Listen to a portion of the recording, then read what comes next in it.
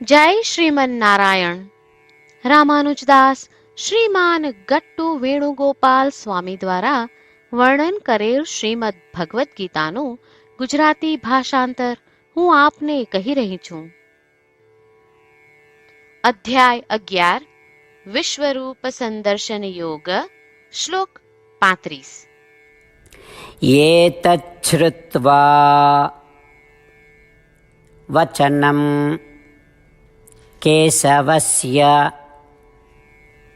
કૃતાંજલિઃ વેપમાનઃ કિરીટી નમસ્કૃત્વા ભૂય એવાહ કૃષ્ણં સગદ્ગદં ભીતઃ પ્રણમ્ય ઓમ. ગીતાચાર્ય શ્રી કૃષ્ણ પરમાત્મા અર્જુન સાથે આપણને બધાને વિશ્વરૂપ સંદર્શન યોગ શીખવી રહ્યા છે. સંજય ધૃતરાષ્ટ્રને કહે છે, હે રાજા ધૃતરાષ્ટ્ર, શ્રી કૃષ્ણ પરમાત્માના વિશ્વરૂપને જોઈને, શ્રી કૃષ્ણ પરમાત્માના શબ્દો સાંભળીને અર્જુન ભયથી ધ્રુજી રહ્યો છે. હાથ જોડીને પ્રણામ કરી રહ્યો છે. રૂંધાયેલા અને અચકાતા સ્વરમાં શ્રી કૃષ્ણને નમ્રતાપૂર્વક પ્રાર્થના કરી રહ્યો છે. આ પ્રમાણે સંજય ધૃતરાષ્ટ્રને કહે છે, ચાલો આપણે પણ આપણા મનમાં પૂર્ણ ભક્તિ સાથે શ્રી કૃષ્ણ પરમાત્માને પ્રાર્થના કરીએ. શ્રી કૃષ્ણ પરમાત્માનું શરણ લઈ આપણા જીવનને અર્થપૂર્ણ બનાવવાનો પ્રયાસ કરતા ચાલો આપણે બધા શ્રી કૃષ્ણ પરમાત્માના શબ્દોનું આ શ્લોક સ્વરૂપે પુનરાવર્તન કરીએ. એતચ્છ્રુત્વા વચનમ કેશવસ્ય કૃતાંજલિર્વેપમાનઃ કિરીટી નમસ્કૃત્વા ભૂય એવાહ કૃષ્ણં સગદ્ગદં ભીતઃ પ્રણમ્ય. શ્રી કૃષ્ણ પરમાત્માએ આખી ભગવદ્ ગીતાનો સાર અધ્યાય 18ના શ્લોક 65 થી 70માં 8 ઉપદેશ દ્વારા કહ્યો છે. શ્રી કૃષ્ણ કહે છે, જે મારા આ 8 ઉપદેશ અનુસરે છે તે મને પ્રિય છે. એ સર્વે ભક્તોનું હું બધી જ રીતે રક્ષણ કરીશ. શ્રી કૃષ્ણ પરમાત્મા પાસેથી આખી ભગવદ્ ગીતા સાંભળ્યા પછી અર્જુન કહે છે, કરિષ્યે વચનમ તવ, એટલે કૃષ્ણ, હું તમારી આજ્ઞાનું પાલન કરીશ, તમે કહો છો એમ કરીશ. અને આથી જ શ્રી કૃષ્ણએ દરેક પ્રકારના યશ અને વિજય અર્જુનને આપ્યા છે. તો ચાલો આપણે પણ પરમાત્માને 8 વાતો પાળવાનું વચન આપીએ. પરમાત્માને આપેલા વચનથી મોટી કોઈ પૂજા, તપ કે યજ્ઞ નથી. 8 પ્રતિજ્ઞાઓ જે આપણે લેવી જોઈએ તે હું હવે કહું છું. આપ સૌ પણ એનો મન અને હૃદયથી વિચાર કરો. આ રીતે શ્રી કૃષ્ણને વચન આપતી વખતે આપણે સૌ શ્રી કૃષ્ણની હસતી મુખમુદ્રાનો મનમાં વિચાર કરીએ અને પરમ આનંદનો અનુભવ કરીએ. જય શ્રીમન નારાયણ. આપણા 8 વચનો આ પ્રમાણે છે. આપણું પહેલું વચન, હે શ્રીમન નારાયણ, તમારા ઉપદેશ પ્રમાણે હું હંમેશા તમારું ધ્યાન અને ચિંતન કરીશ. આપણું બીજું વચન, હે શ્રીમન નારાયણ, તમે કહ્યું છે તેમ હું સદાય તમારી ભક્ત રહીશ. આપણું ત્રીજું વચન, હે શ્રીમન નારાયણ, હું મારા કર્મો તમને સંતોષ થાય તેમ અને તમારી સેવા માટે કરીશ. આપણું ચોથું વચન, હે શ્રીમન નારાયણ, તમે અનુસરવા કહ્યું છે તેમ મને પૂર્ણ શ્રદ્ધા છે કે હું તમારી છું. હું સદાય મારા હાથ જોડી તમને નમસ્કાર કરીશ, તમારી ભક્તિ કરીશ.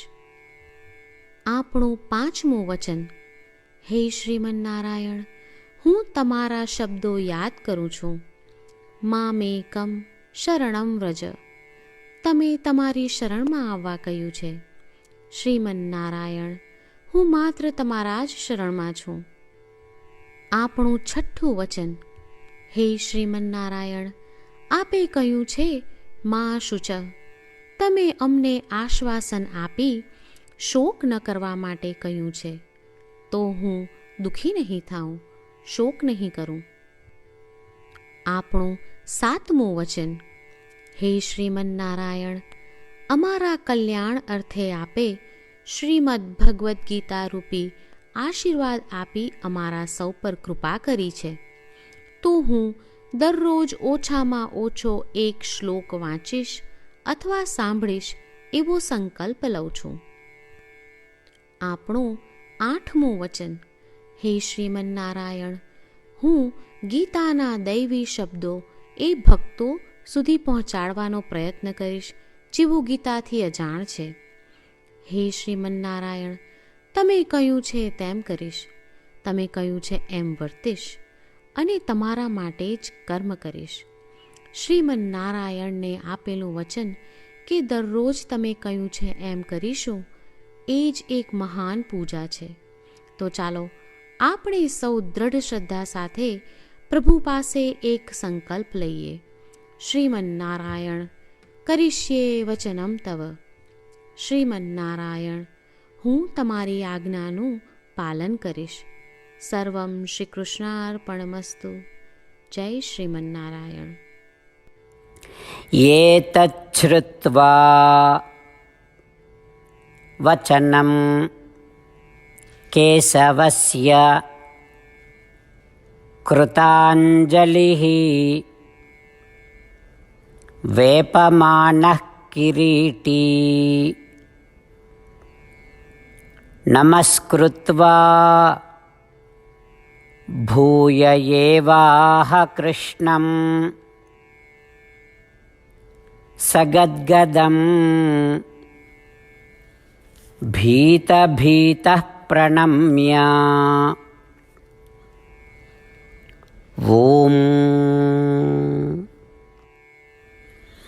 એતચ્છ્રુત્વા વચનમ કેશવસ્ય કૃતાંજલિર્વેપમાનઃ કિરીટી નમસ્કૃત્વા ભૂય એવાહ કૃષ્ણં સગદ્ગદં ભીતભીતઃ પ્રણમ્ય.